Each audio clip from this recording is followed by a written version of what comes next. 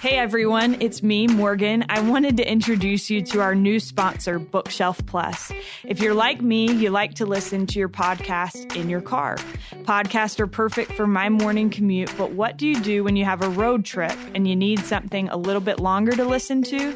Well, with Bookshelf Plus, you have access to every audiobook Deseret Book has ever released. So regardless of what you're in the mood for, buckle up and let Bookshelf Plus keep you company on the open road.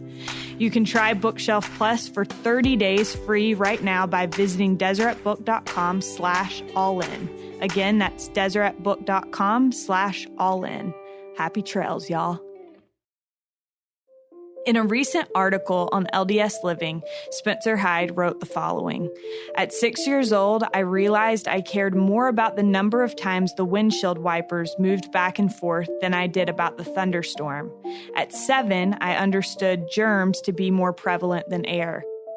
At 8, I found it impossible to focus on anything religious because I was counting the number of vowels in a church talk, tapping my knee in sets of 3 in order to stave off a serious illness or a catastrophic event that I believed would wipe away my family, and blinking, alternating left and right eyes 7 times when I saw the color black. My rituals each morning sometimes took up to 2 hours or more, and I often showered at least 5 times a day, washing my hands a minimum of 100 times per day, but it wouldn't be until years later that I would be diagnosed with OCD. In Spencer's new book, Waiting for Fits, he introduces readers to fictional characters who, like him, were faced with mental health issues. Spencer Hyde worked at a therapeutic boarding school before earning his MFA and his PhD. He is currently an English professor at BYU, and he and his wife, Brittany, are the parents of 4 children. This is All In, an LDS Living podcast where we ask the question, what does it really mean to be all in the gospel of Jesus Christ? I'm your host, Morgan Jones, and I am so excited to have Spencer Hyde with us today. Spencer, thank you so much for being here. Thank you for having me. Well, I am so excited. I'm almost finished with your book. I've been reading it over the last 3 days, and I have loved what I've read so far. But I think it's so interesting that you kind of take your personal experience and infuse it into these characters. So I do want to talk a little bit about that, but mostly I want to focus on that experience that kind of shaped and influenced this book. So your personal experience, you have obsessive compulsive disorder. Is that right? That's right. Yeah. And I think, at least for me, in reading the book, I started to think about how many times we flippantly throw around the term OCD. For you, how is OCD different than just wanting your closet to be arranged by color? And does that bother you when people just throw that term around? It doesn't bother me, but I wish I had that kind of OCD. So I've had a few conversations since the book came out with people who said, I like to use my jacket instead of my hand when I open a door. Do I have OCD? Or, I do. I count certain numbers at different times of the day when I see certain things. Like, do I have OCD? And so to a degree, and people who like things to be kept clean will tell me, yeah, I think I have it, which is fine. Because I think it manifests in different ways, but I wish I had that kind. Mine's a lot more extreme, where instead of having a color-coded closet, I haven't done this, and I think my wife wishes it manifested in that way, where I kept the room clean. And okay, here's a good example. I had this conversation the other day with a colleague where he said, I put my foot on only my left foot on the cracks in the sidewalk. He's like, is that OCD? And I just said, yeah, it is. It is. It's a little obsessive over, which foot is put where. Yeah. But I say I would put my left foot over. I also put my left foot over the cracks in the sidewalk. But if I missed it, that's the difference. If this person missed one, I assume they'd say, I'll get it next time. But if I miss something, it can throw off the entire day. or my routine. So, for example, if I wash my hands and then I have a bad thought again, I'm right back to the sink. I can't say, "Oh, I'll get to it later." It controls everything. And I remember one time my mom walked into the kitchen and I was putting dish soap on the back of my tongue because that's where death was, right? Which sounds so weird, I know. But she said, "Is there a part of you that knows that you don't have to do what you're doing right now?" And I said, "Yeah, there is. I just don't know how to find it." So interesting.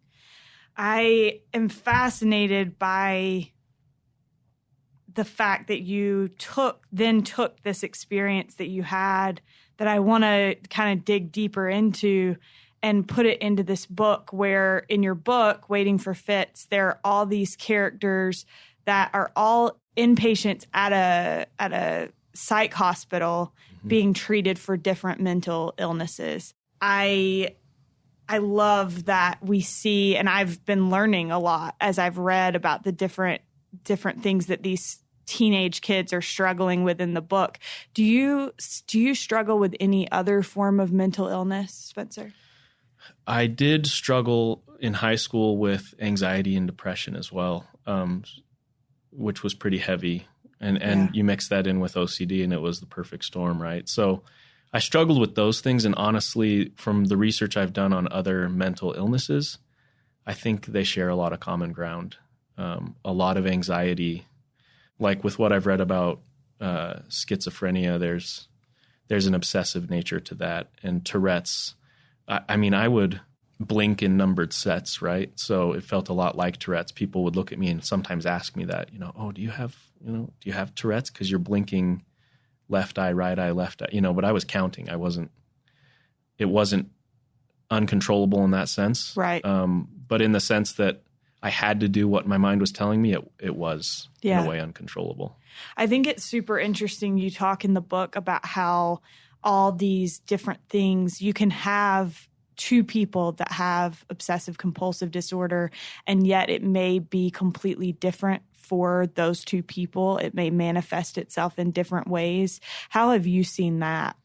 Well, in my own family, and I don't want to out my siblings, but I have some siblings who also struggle with OCD. Okay. To the point where Johns Hopkins, they were doing a study on our family, and they'd visit us and draw blood and talk to us about the ways it manifested. Because they were interested in the idea that traumatic birth or premature birth, or sometimes coupled, right? If that can make OCD, more severe, less severe, how it manifested. Yeah. But my sister would space her hangers in her closet, and she likes everything very clean. And I don't mind throwing a shirt on the floor, but if I have a bad thought, I better have soap in a sink close by, right? But she didn't need that. Okay. Interesting. Yeah. So for your sisters, did they associate their OCD with death like you did? Because honestly, I had never heard that before reading the book and reading a little bit more about your experience. So is that typically how that works? It varies from person to person. I know my younger sister also struggled with the idea that if she did not complete certain rituals, that it could harm someone close to her. I've read essays by others who dealt with OCD who also said, I felt like I need to do this 7 times or, my dog's going to die, which sounds completely absurd. But try telling that to someone who can't control that thought and thinks, the way I think of it is of Pascal's wager, which is in the book, right? Where Addie says, well, because Pascal, he said, if you believe in God and God doesn't exist, you've still led a good life and there's, no harm done. If you believe in God and he does exist, that's great. You did what you were supposed to, right? If you don't believe in God and he does exist, you could be in trouble.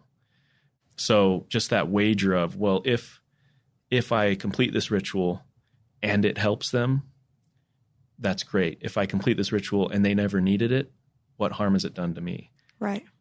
But then you look at it and it's done quite a bit, right? to the person because it's consumed them. Mm-hmm. But that initially was my thought. Well, why wouldn't I do this if it could maybe save someone's life? Which, again, I know sounds absurd, but that's how I thought. When you wrote an article for LDS Living, and in it you talked about how at 6 years old, you realized that you cared more about the number of times the windshield wipers moved back and forth than you did about the thunderstorm. Is that the first time that you remember noticing these obsessive thoughts? Yeah, and I think it was an interesting moment because I remember being in the car. I don't know whose car it was.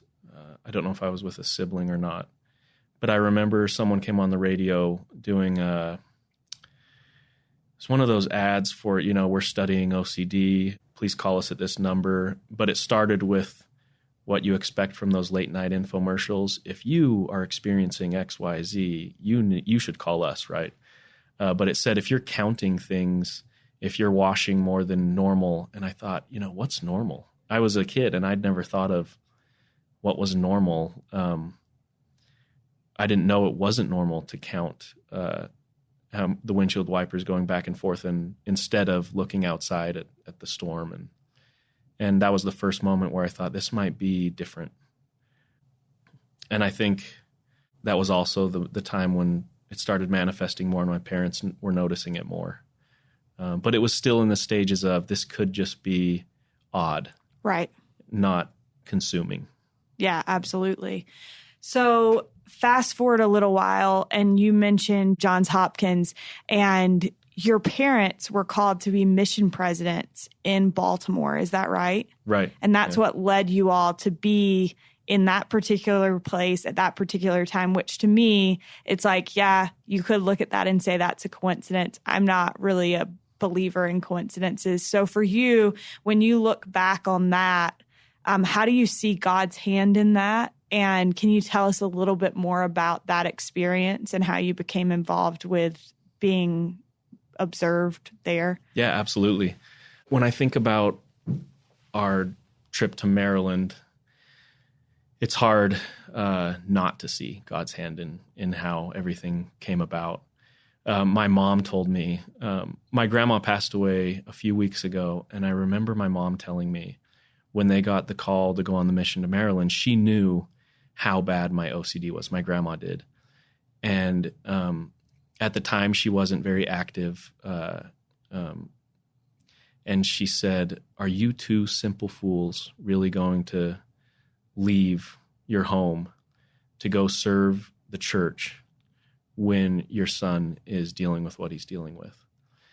And my mom said, what other choice do we have? This is, if we want to get help, we know we should be doing, right, whatever the Lord is asking of us. So when we got there, some really amazing things happened pretty quickly. My mom drove me to Johns Hopkins, and we met with some psychiatrists, and she was just hoping to get me in to see anybody that could help. And the doctor we met with said, we could maybe get him on the adolescent psychiatric ward, which is ages 12 to 17. And how old were you at this time? I turned 15 the day we got on the plane to go to Baltimore. Okay. And the doctor said, well, our specialist in OCD, who was at the time the leading adolescent psychiatrist, who specializes in OCD, he doesn't take inpatients. And it's rare that he's working on the ward. So let me go check, right? And so he came back and he said, who are you? And my mom looked down at her tag and she said, well, I'm here. We're mission presidents. And she explained it as, we're ministers for a church. And he said, no, I mean, who are you? Because nobody gets in to see Dr. Riddle, which was his name. Nobody gets in to see Dr. Riddle. And he wants to see your son. And he will be on the psych ward. And he does specialize in OCD. So that was amazing. Mm-hmm. And then I was an inpatient briefly, but then Dr. Riddle met with my parents and said, it might be better if he stays at home as long as you promise to bring him in whenever I want to see him. So we agreed to that. But here's where I think the biggest miracle happened. We'd been trying for months different medications. And, it takes a while to get into the system and working and then out of the system. So some medications had me losing weight, some gaining weight. Sometimes I was more tired. Sometimes, I was more energetic, and it kept changing. That was really hard. But my mom had an impression while she was reading her scriptures, and she went to Dr. Riddle and said, "You need to try Ritalin on my son." And he balked at this, and he said, "No one's ever tried Ritalin on an adolescent. I'm not doing it." So he tried other medications, and she came back a couple weeks later and said, "You need to try Ritalin," to the point where he was getting kind of annoyed. And I could tell he was getting annoyed. And finally he said, "You're not going to let this go, are you?" And she said, "No, I'm not." So he said, here's what we'll do. After this medication runs its course, I'll give you 5 days with Ritalin. And then I don't want you to ever bring it up again. And she said, "Okay, deal." So we took the Ritalin home, and on the third day, I walked into my parents' room and I said, "I'm back." It was weird. It was like a light switched on. And she got on the phone and he said, "Bring him in right now." And I walked into his office and I started joking about the books he had on his shelf, which happens in Waiting for Fitz as well. But that's really what I did. I walked in and started joking about the titles he had there. And he looked at my mom and said, "So this is Spencer?" And from there on out, it was behavioral therapy and learning how to live with it. So what differences did you see in yourself? Because I think that's fascinating that you could even sense it, that you were back. What differences did you see from before that to that third day?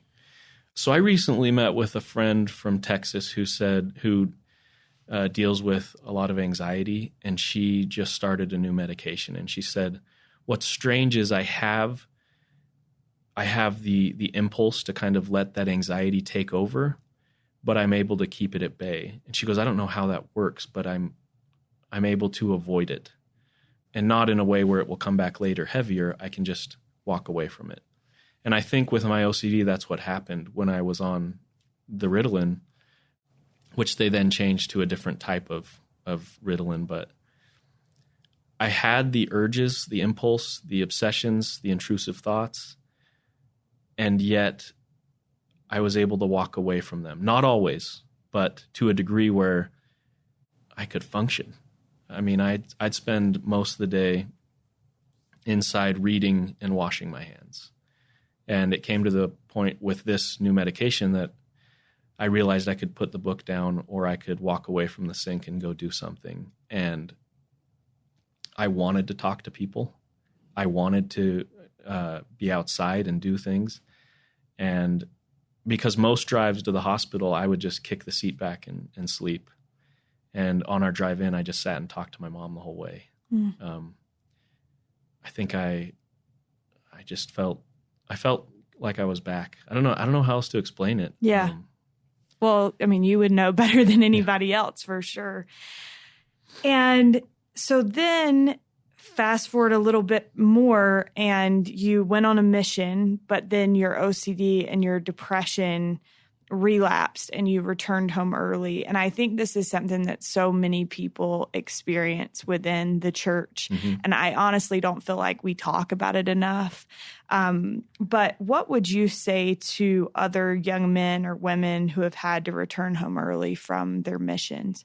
I'd first agree with you. Absolutely. We do not talk about this enough. I came home after 4 months in Houston, Texas. And at the time, my OCD, I was, those rituals, the tics, everything was kind of coming back, the obsessions. And my parents called Dr. Riddle, and he said, "Get him home or he'll fully relapse." He's like, "You're going to undo the work, all the work we've done over these last, 4, 5, 6 years. So get him back." So I came home, and it was incredibly hard, right? And people were kind. But I mean, just being on campus, I was at BYU at the time, and telling people I was 20, it always kind of confused them and made them question what I was doing, right? What are you doing with your life? You're 20 and still here. But for those who are struggling with this and who have come home early for mental health issues or any other issue, although it might sound simple, the best thing I can say is to remember how much you're loved. I remember when I came home, I was distraught, and I felt like there was a lot of disappointment surrounding me like a cloud, like everywhere I went. But it took the love, not just of my family, but of the community to really bring me home. I never really felt home until my neighbor 2 doors down, he walked in to the house. He walked past everyone else without saying anything. He walked straight through that cloud, and he hugged me, and he said, I love you so much, and that's all that matters. And that's when I felt home, that moment.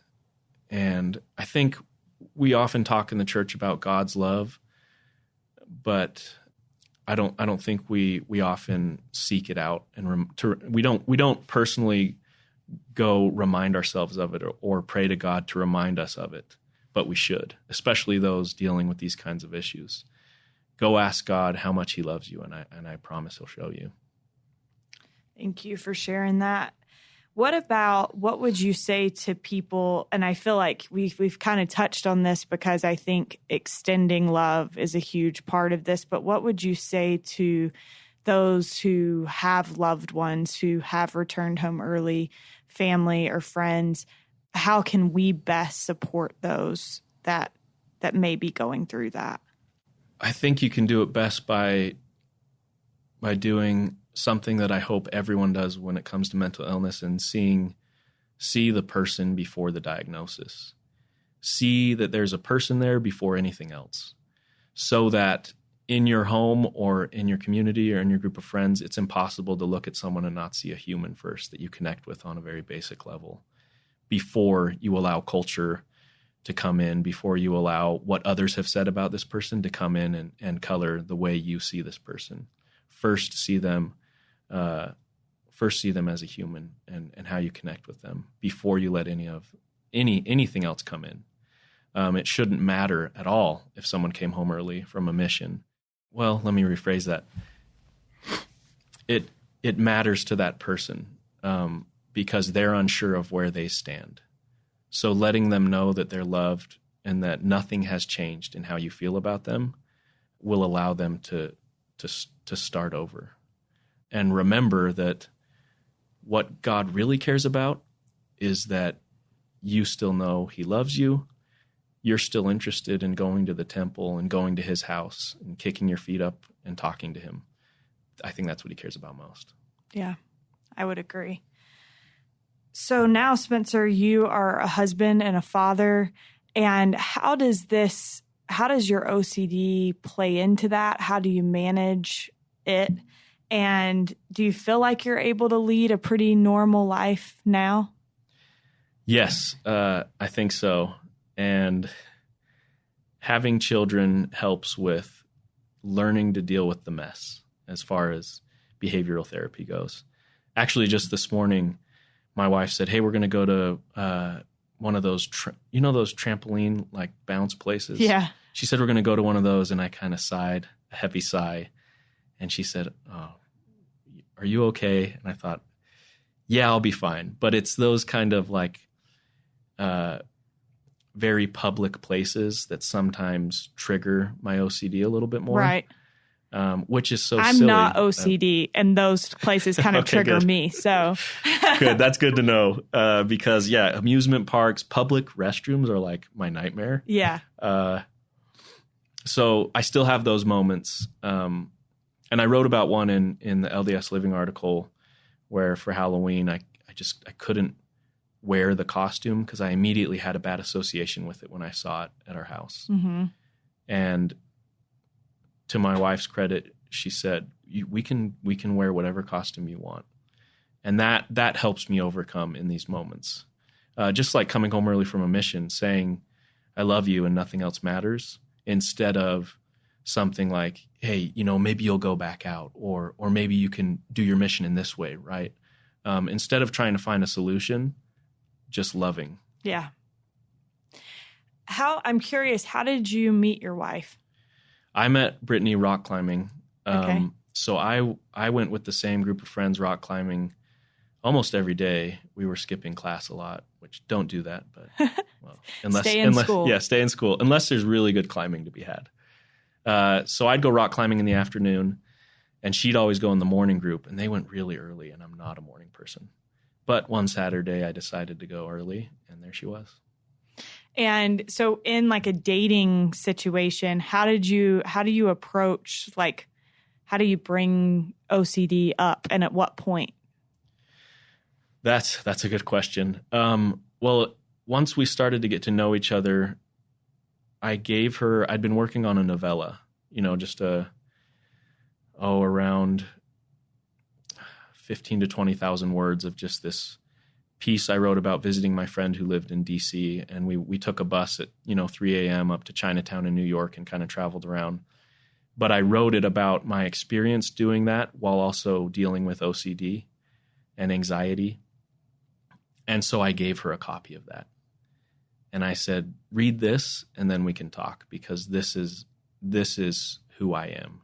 You need to know this about me. And how long had you been dating at that point? Only a few weeks. Okay. But I really liked her. Okay. I thought, you need to know this about me. And she said it, that helped her a lot. But she was also just kind of shocked.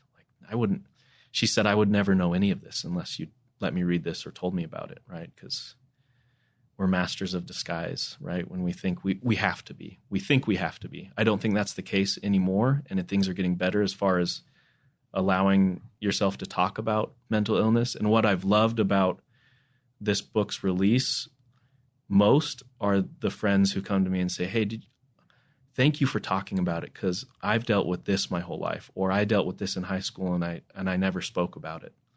And I feel like I can now. And I love hearing that. Yeah.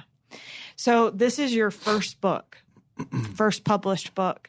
And I think that's amazing, because it really is so good. But you talk in the book about this idea of everyone having masks and taking off the mask. How much of that is influenced by your personal experience? A lot, because I feel like, and this is something I'm trying to tackle in the next book as well. How do we be multiple things at once and allow ourselves to do that? Because I think, people may feel in the workplace, I can't talk about mental health, right? I mean, maybe that would put my job in jeopardy, or people might think of me differently. And this is a community I work close with, right? So we put on the mask we wear at work. And then at home, we feel like we're able to it's safer, right? We feel like we're able to make different comments to people we're closer with. So we're wearing a different mask there. And sometimes it feels like acting. And so I wanted that to be in the book, because in high school at times I felt like I was swapping masks depending on who I was with, which always makes me think of Jim Gaffigan and how he talks about mixing groups of friends, he says, it's always that weird moment where you tell your friend, hey, when we go meet this group, don't be thrown by my British accent, right? Because we're so different with different people. Right. And what would happen if we let them know how different we are with other groups? I hope we can all take the masks off, but that's an easy thing to say and very hard to do. Yeah. Speaking of friends, how many of the characters in this book are influenced by people that you knew personally? All of them in some way. Okay. Fitz, the schizophrenia. I have a friend whose wife is schizophrenic, and I had him read and tell me things, and I'm positive that schizophrenics will read this and say, you got this totally wrong. Did you not even do research right? But so will people with OCD. Right. But I wanted to show her the idea of her dealing with her schizophrenia kind of at its best, right? Like when the medication's working, when I'm feeling good, I can joke about it, but I'll still sometimes get angry. I'll still muddle my words. But I didn't want to show too much of the darkness because of the storyline. And that's how I cope, is through humor. So I wanted this character to do the same thing. With Dee Dee, although the name comes from the play Waiting for Godot, Dee Dee is based on a friend I had growing up who was the consummate one-upper. You could tell a story and it was never as good as his next story. Yeah. And he'd come right in and say, yeah, I've done that too. But mine, I did that at, a couple thousand feet higher. I didn't have a rope, that kind of thing. So that character reminds me of the Saturday Night Live skit with have you ever seen the girl that does this? So, oh yeah, where she's like, they're like, I went to an NSYNC concert on Friday, and then she's like, well, I had backstage passes to meet NSYNC. So that's exactly the person. Yep, it's the same person. We all have them. The characters are seriously so well developed, though, and I think that's what makes any book worth reading. And so I'm excited for people to get their hands on this and to be able to read it.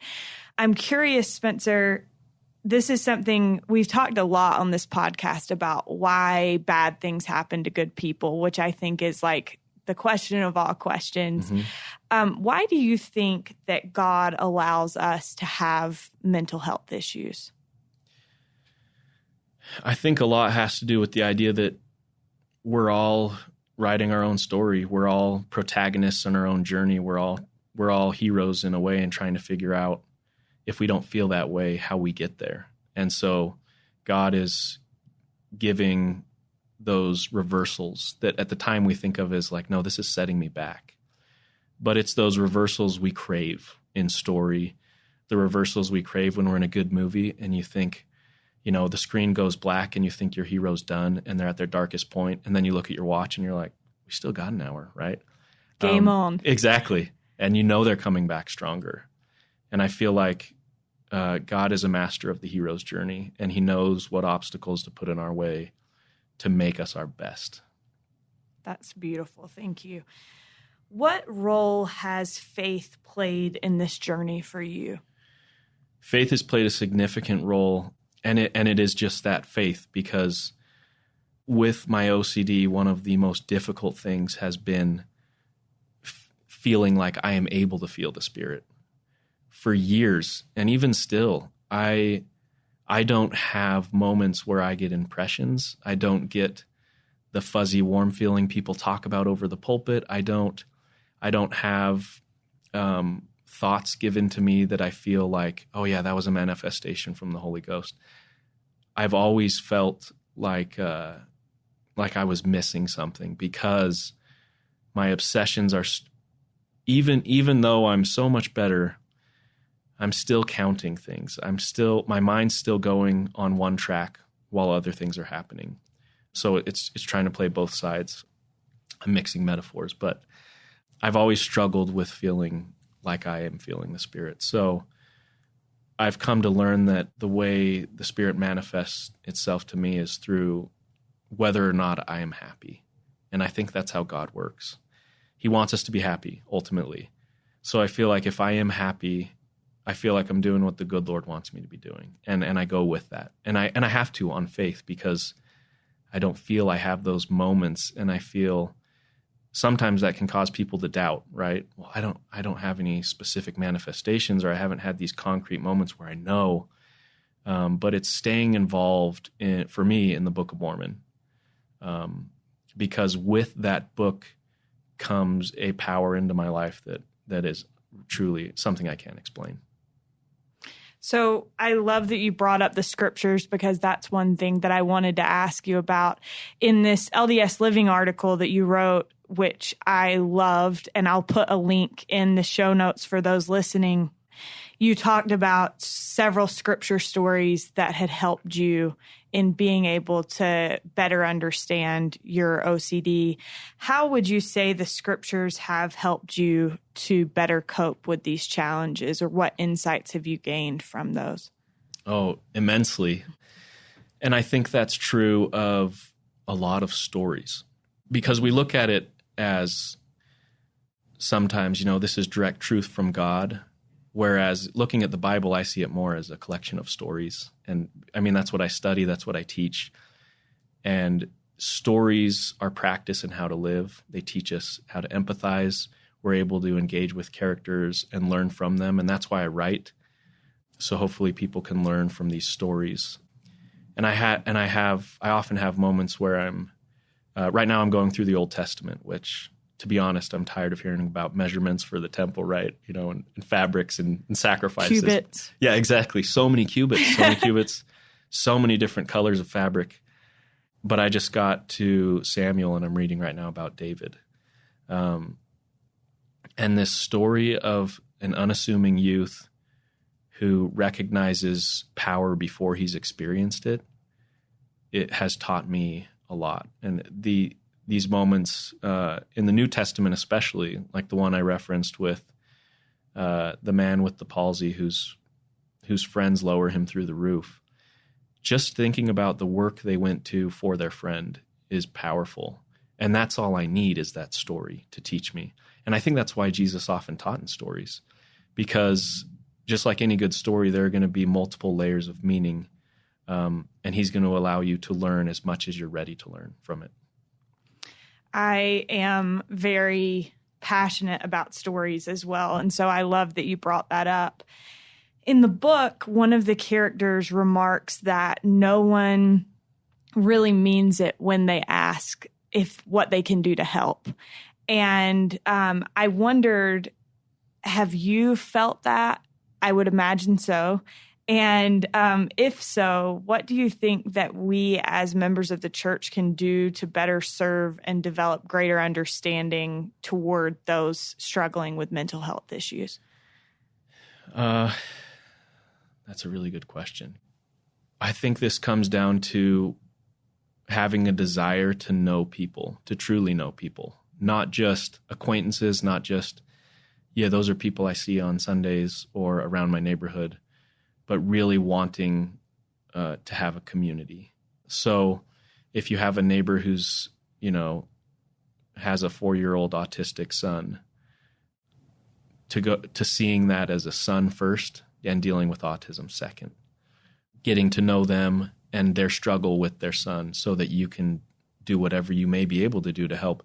And most of the time that's just loving them and letting them know that you are there if they need you. It's not imposing. It's not trying to push yourself on other people, but I think allowing people to be themselves is the best thing we can do, to truly be themselves. Yeah.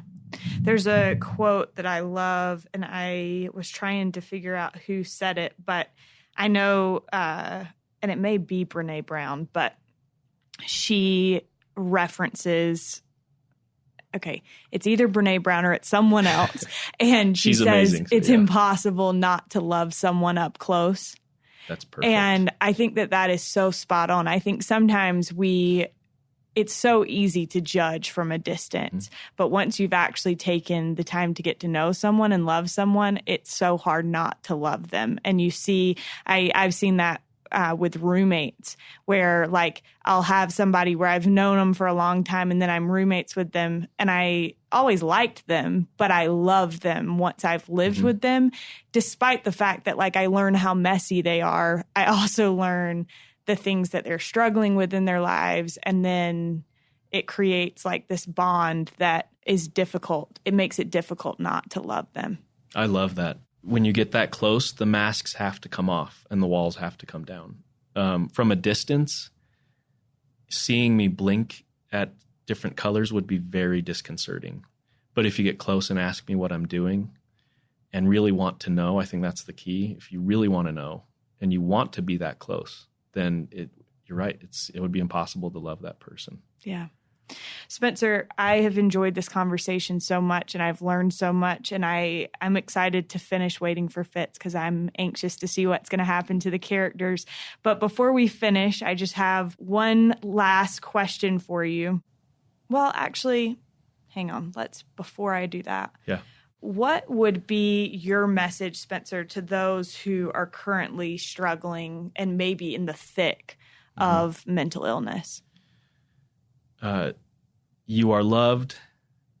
You're needed. Man, I just want to reach through this microphone and give you a hug. I remember my first day at Johns Hopkins. There was a 12-year-old boy sitting on a bed with his head kind of dipped between his shoulders, looking down at his feet. And I think I mentioned this in the back of the book, but I've kind of kept that image with me my whole life, because I feel like that was the thing I wanted to change. And so if you're struggling right now, just like with that boy, I want to go sit next to you and ask you your name and what's going on and how I can love you. And I hope that your neighbors are doing that too. Also, it might be a while, it might be a wait, which is what I wrote this book about. It's all of us are waiting for that something or that someone to come into our life and give it meaning. And it might already be there and you just don't know it yet, but keep hope. Thank you. Okay, so before we wrap up, I have to ask you, what does it mean to you, Spencer, to be all in the gospel of Jesus Christ? That's a really good question. And I love that you asked this question. This might seem counterintuitive, but I think being all in means allowing yourself to ask questions. If you're all in, I think it's you know that it's okay to doubt and to seek answers, so you truly figure out your relationship with God. I think we need to decriminalize doubt, and if you're all in, you're asking questions because you want a better relationship with the Savior. For me, that's being all in. Thank you. I agree completely. Well, Spencer, it has been such a pleasure to have you in today, and we wish you all the best with this book and the many more that I'm sure you'll write. Thank you so much. A huge thank you to Spencer Hyde for joining us on this week's episode. If you're interested in reading Spencer's new book, Waiting for Fits, you can find it in Deseret bookstores now. If you'd like to listen to more episodes of All In, you can find us on iTunes, Spotify, or Bookshelf Plus, and please don't forget to leave us a rating or review. You can also find our show notes by visiting www.ldsliving.com/podcast. That's all from me this week. We'll see you all next week.